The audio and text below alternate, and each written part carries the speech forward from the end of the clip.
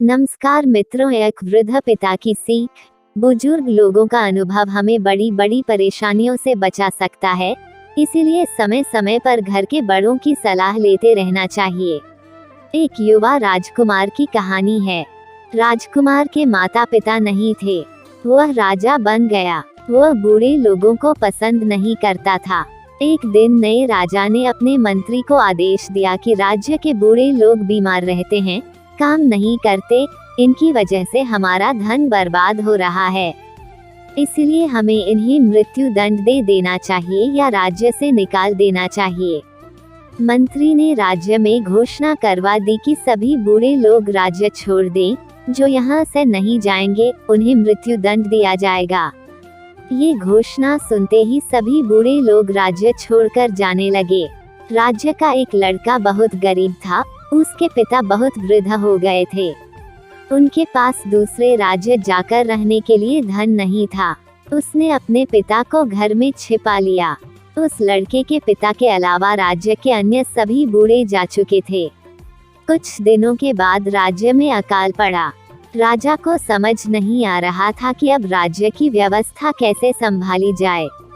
प्रजा का अन्न खत्म हो चुका था। उन दिनों भीषण गर्मी भी पड़ रही थी। गरीब लड़के ने अपने बूढ़े पिता से अकाल से निपटने का उपाय पूछा। उसके पिता ने कहा कि राज्य से कुछ ही दूर ही हिमालय स्थित था। गर्मी से हिमालय की बर्फ पिघलने लगेगी और वह पानी राज्य की ओर बहता हुआ आएगा। पानी यहाँ आए इससे पहले तुम एक काम करो, राज्य के मार्ग पर दोनों तरफ हल चला दो। उस लड़के ने अपने साथियों को ये उपाय बताया, लेकिन किसी ने उसकी बात नहीं मानी। लड़के ने अकेले ही रास्ते पर दोनों तरफ हल चला दिया।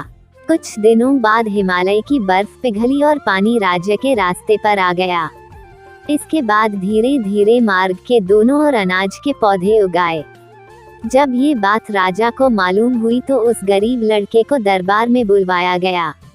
राजा ने लड़के से पूछा कि ये अनाज उगाने का ये उपाय तुम्हें किसने बताया? लड़के ने कहा कि राजन, ये उपाय मेरे पिता ने बताया था। आपने जब बूढ़ों को मारने का आदेश दिया था तो मैंने उन्हें अपने घर में छिपा लिया था। ये सुनकर राजा ने उस बूढ़े व्यक्ति को भी दरबार में बुलवाया। बूढ़े व्यक्ति ने राजा से कहा कि महाराज, हमारे राज्य से लोग अपने खेतों से अनाज अपने घर ले जाते थे और कुछ लोग दूसरे राज्य अनाज बेचने जाते थे, तो अनाज के कुछ दाने रास्ते के दोनों ओर गिर जाते थे। जब मेरे बेटे ने रास्ते की दोनों तरफ हल चलाया और हिमालय का पिघला हुआ पानी वहां पहुंचा तो वो दाने अंकुरित हो गए और अनाज उग गया। ये बात सुनते ही युवा राजा को अपनी गलती का एहसास हो गया। उसे समझ आ गया कि वृद्ध लोगों का अनुभव हमें कई समस्याओं से बचा सकता है। इसलिए राजा ने राज्य के सभी वृद्ध लोगों को वापस अपने राज्य में बुला लिया। धन्यवाद।